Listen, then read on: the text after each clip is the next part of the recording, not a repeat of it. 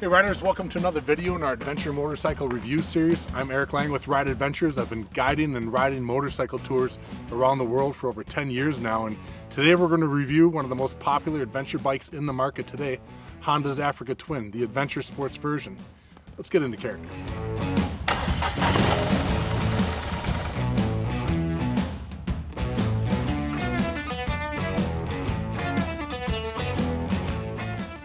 So what a great value this adventure bike has been in our operations since Honda re-released it in 2016. Now it looks like changes are in order for the 2020 models. When they come out, we'll be doing reviews on that as well. Looks like they've added a bunch of electronics and the price has gone up, but for the 2016 to 19 years, what a great value adventure bike this is.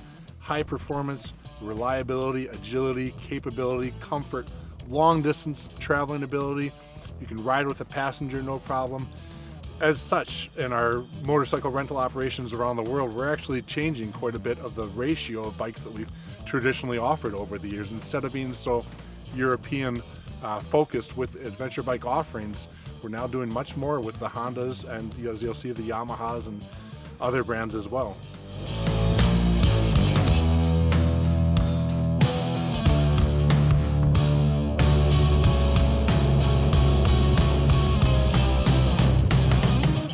So what makes this the adventure sports version? Basically, it's built off of the standard Africa Twin model, but you've got a 1.4 gallon larger fuel tank than the standard 5 gallons that comes on the Africa Twin. You've actually also got about an extra inch of ground clearance and suspension travel down there, great for getting over more obstacles and rocks and things like that. Slightly larger windscreen on the adventure sports version. Also, this version comes with a little more protection than the standard does. It comes with what Honda referred to as a light bar. I guess that meant for mounting lights on it. It's also a very kind of lightweight and basic crash bar that we've replaced with Alt Riders hard parts and their skid plate below to make it a little bit better protected. But the Adventure Sports also comes with heated grips, a charging port for cell phones and whatnot, and a few more traction control and engine braking features. Also handlebar risers that get you up and off the bike into a standing position more comfortably with the standard bar risers that come on the bike. So basically this adventure sports version is what I would refer to as maybe the ultimate big guy adventure bike. If you've got the inseam and the leg length to stand over its adjustable 35, 36 inch seat height, if you want a bike that's, still again in that big category, but maybe you want to drop the bags every once in a while and head out for some pure dirt riding, something closer to single track, and have a really fun, agile, nimble bike, this is it, because it's just, again, a little bit lighter, more nimble, more agile feeling than the big 1200cc pigs that are in this category.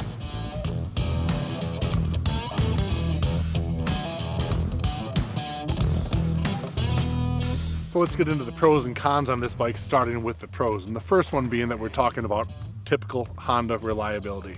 With over 3 seasons now in our Peru and Patagonia and here in Oregon, we have literally only 2 leaking fork seals to report over what is now hundreds of thousands of kilometers that our customers have ridden these bikes for. So again, in traditional Honda fashion, they've made a reliable bike, and that is definitely a pro in the world of adventure riding.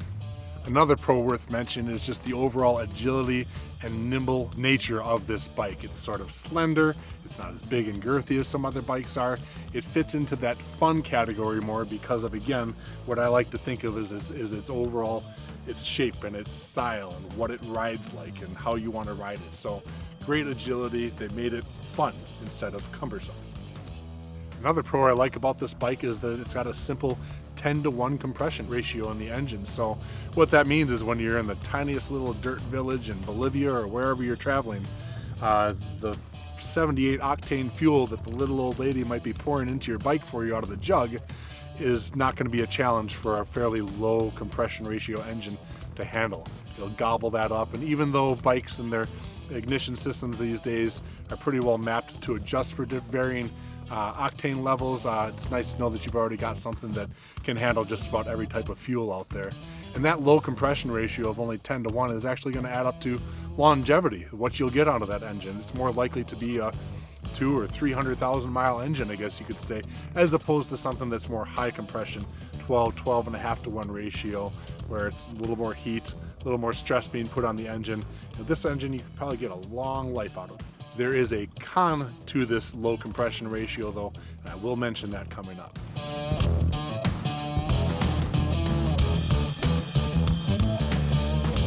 Another pro is the transmission that Honda put into this bike. Simple, quick, easy, and swift to shift, very reliable. I can count on one hand the number of missed shifts I've had and all these miles and trips I've ridden on the Africa Twin, so great job by Honda with the wet plate transmission they've included here.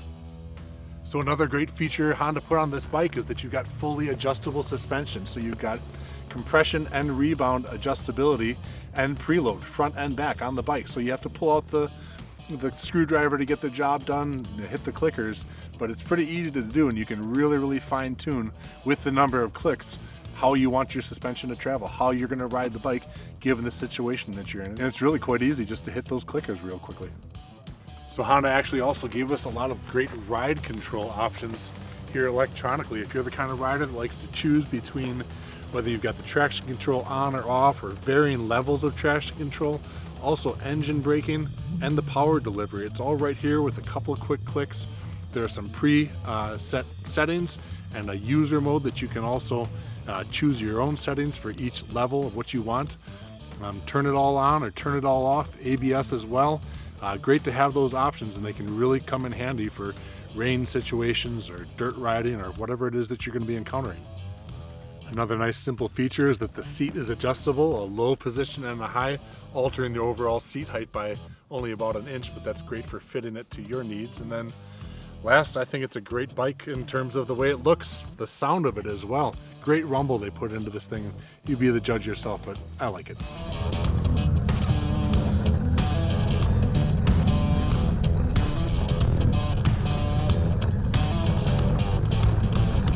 So of course I got to mention the few cons that do come with this bike. It's a very short list and easy to get through, and the first one being that although they gave us the heated grips on this bike, Honda, you put that switch in a place where the webbing on the inside of my glove is constantly turning the heated grips on and off inadvertently.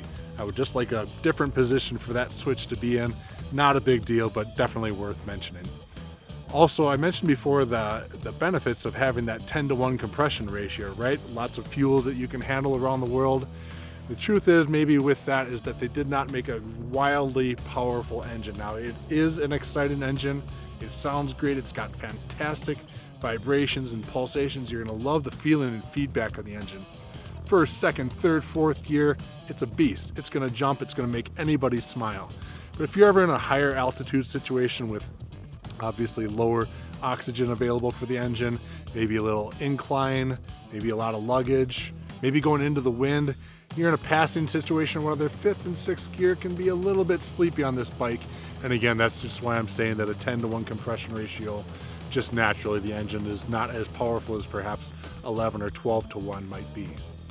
Another con certainly worth mentioning is that the way they built this frame does not give you the option to replace the subframe if you go down or if you do have an accident or something like that. So this one-piece frame, if something happens to it, is going to require a lot of labor and work to get it changed over to an undamaged frame. So wish they would have made it more traditional where you could just bolt off and remove the subframe like so many other bikes have these days. And the last con I think I should mention is that the bike did not come with a center stand. You know, I guess that's one way of saying that they've been able to offer this bike for such a low cost.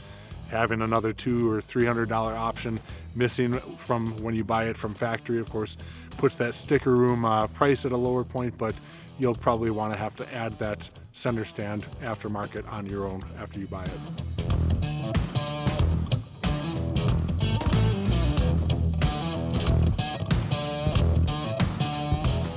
So again, for a few years now since Honda reintroduced the Africa Twin, it has been an absolutely great bike in our rental operations. I love riding it, our customers are enjoying riding it, and you too will probably enjoy what you get out of this very reliable, very agile, very high performance and capable bike. It's going to be interesting to see what happens though with 2020's re-release now of the Africa Twin. The price has gone up, electronic features and other things have been added too, so I hope it doesn't get tainted a little bit in terms of its reliability. Certainly now it's going to be harder to justify calling it the ultimate value, and that the price has gone up and it's getting closer to more of those European bike prices now. But anyway, we'll be doing reviews on the 2020 models as soon as we can get them in stock. As for right now, we're enjoying the 2018s and 19s, great bikes. So thanks for watching. This is another one of our adventure motorcycle reviews. Let us know what bikes you want to learn about. What are you considering getting? Add that to the comment section below, and be sure to like and subscribe so you see our next upcoming reviews. And thanks for watching this, and we'll see you out there.